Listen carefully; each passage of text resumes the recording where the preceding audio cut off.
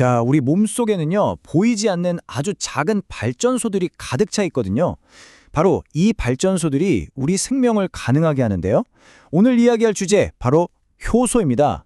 우리 생명의 모든 순간을 주의하는 아주 정교한 분자 기계라고 할 수 있죠. 한번 이런 질문을 던져볼게요.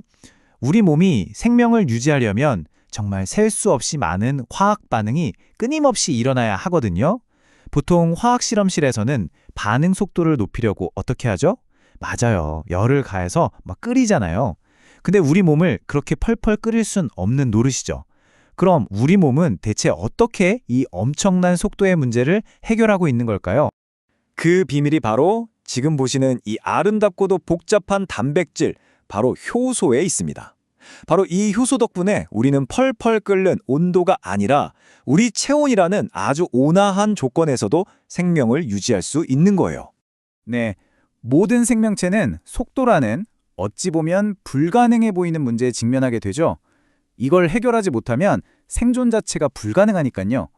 자, 효소가 이 엄청난 문제를 어떻게 풀어내는지 이제부터 본격적으로 한번 파헤쳐 보겠습니다. 만약에 우리 몸에 효소가 없다면 어떻게 될까요? 우리 몸을 만들고 손상된 곳을 고치고 또 에너지를 만드는 이 모든 중요한 반응들이 정말 말도 안 되게 느려져서 거의 멈춰 있는 거나 다름없을 거예요. 사실상 생명활동 자체가 불가능해진다는 뜻이죠. 그럼 도대체 효소는 어떻게 이 반응 속도의 장벽을 낮추는 걸까요? 이 질문에 답하려면 먼저 활성화 에너지라는 개념을 알아야 합니다. 효소의 비밀은 바로 여기에 숨어 있거든요. 자, 모든 화학 반응이 일어나려면요, 넘어야 할 산이 하나 있어요. 이걸 바로 활성화 에너지라고 부릅니다. 말 그대로 에너지 언덕 같은 거예요.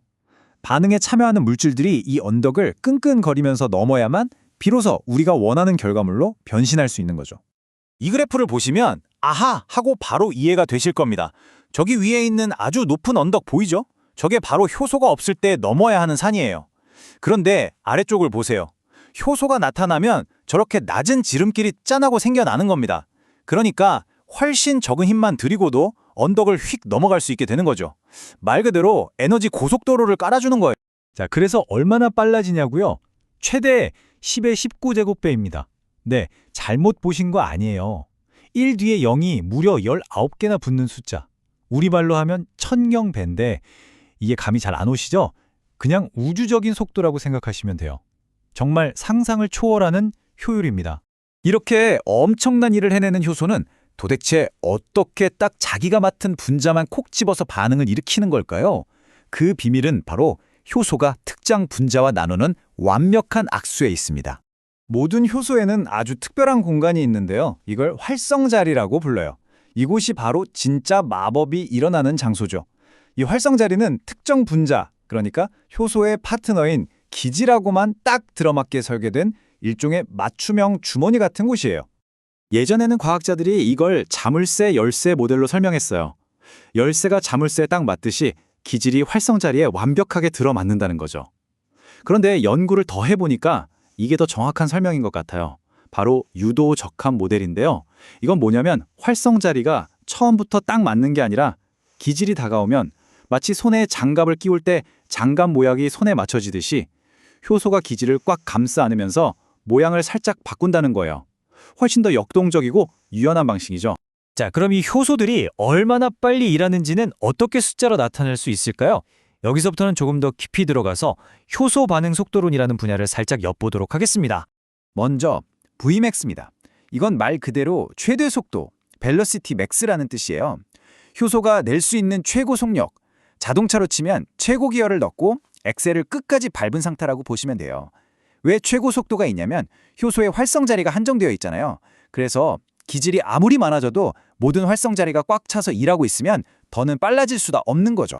다음은 KM, 미하엘리스 상수인데요. 이건 Vmax랑은 좀 달라요. 효소가 자기 파트너인 기질에 얼마나 착하고 잘 달라붙는지를 나타내는 척도예요. 일종의 친화도라고 할 수 있죠. 여기서 중요한 건 이 KM 값이 낮을수록 친화도가 높다는 거예요. 즉, KM이 낮으면 아주 적은 양의 기질만 있어도 효소가 재빨리 딱 붙잡아서 일을 시작한다는 뜻입니다. 효율이 아주 좋은 거죠. 자, 이 그래프가 바로 그 유명한 미하일리스 멘텐 그래프입니다. 가로축이 기질의 양, 세로축이 반응 속도예요. 보세요. 처음엔 기질을 넣어줄수록 속도가 쭉쭉 올라가죠? 그러다가 어느 지점부터 곡선이 점점 눕기 시작하더니 결국 평평해집니다. 더 이상 속도가 올라가지 않는 거죠. 바로 여기가 효소가 완전히 포화돼서 최고 속도, 즉 Vmax에 도달한 지점입니다. 그런데 문제가 하나 있어요. 저렇게 생긴 곡선에서는 정확한 Vmax 값을 딱 짚어내기가 좀 애매하거든요. 그래서 과학자들이 아주 영리한 방법을 생각해냈습니다. 바로 이 데이터를 역수로 바꿔서 보시는 것처럼 깔끔한 직선 그래프로 만드는 거죠. 이게 라인리버 버크 도식인데요. 이렇게 직선으로 만들어 놓으면 Vmax랑 Km 값을 아주 정확하게 계산해낼 수가 있습니다. 그런데 효소가 항상 최고 속도로만 달린다면 우리 몸은 큰일 나겠죠? 필요할 땐 켜지고 필요 없을 땐 꺼져야 하잖아요. 네, 맞습니다.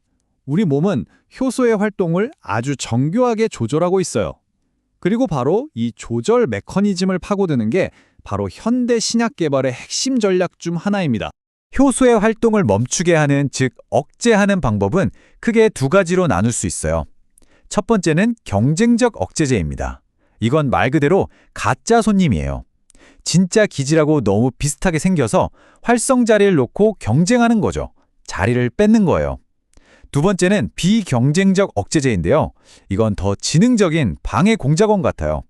활성 자리가 아니라 엉뚱한 곳에 딱 붙어서 효소 전체의 모양을 망가뜨려버리는 방식입니다. 자, 이 그림이 바로 경쟁적 억제 상황입니다. 왼쪽 그림처럼 가짜 손님, 즉 억제제가 활성 자리에 먼저 앉아버리는 거예요. 그럼 진짜 기질은 자리가 없어서 일을 못하겠죠. 그래서 오른쪽 그래프를 보면 같은 속도를 내기 위해 훨씬 더 많은 기질이 필요하게 됩니다. 하지만 이건 말 그대로 경쟁이잖아요.